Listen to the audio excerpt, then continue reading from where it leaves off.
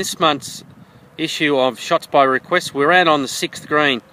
So the 6th green here at Royal Adelaide, and probably a bit like the 7th and 13, it has a bit of slope from back to front. So those three greens are probably amongst some of the trickiest greens to putt on. Really not in judging the line, it's more in judging the speed. So the big thing to be aware of is when you've got such a slope difference is you've got to be aware that there's lots of grain running down the hill. So as you're putting back up the hill, the putt will be considerably slower. Coming down the hill, it'll be considerably faster because of the grain will be running down the hill.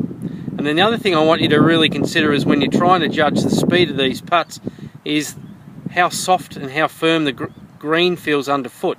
So we've just had some rain earlier today and I can really feel my feet just slightly digging into the surface, so that means the green's going to be a little bit slower than normal. But if you walked on here on another day when the sun's been out and the green feels a little firmer, so that means the green will be a little bit faster. So Brad's got probably a 20 footer here up the hill, so it's back up hill into the grain, a little bit soft underfoot, so he's probably just going to give it a little bit extra as he hits it up the hill here. Ooh, lip out, that's a bit like how I putt.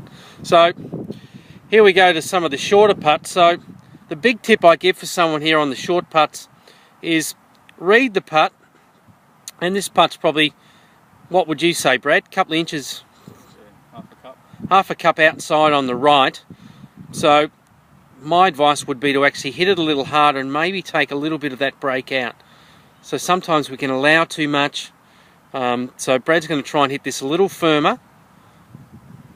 So you watch the guys and the girls on TV, they'll be taking a little bit of a break of the putt out just by trying to hit a little harder. So this is back up the hill, so you can hit a little harder and the putt shouldn't get away with you from you too much.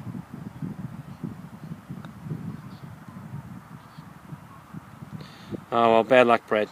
So the big tips is feel the green underfoot, how soft and how firm it is. That'll influence the speed of the putt, whether you're putting back up the hill into the grain, so you've got to hit a little bit harder.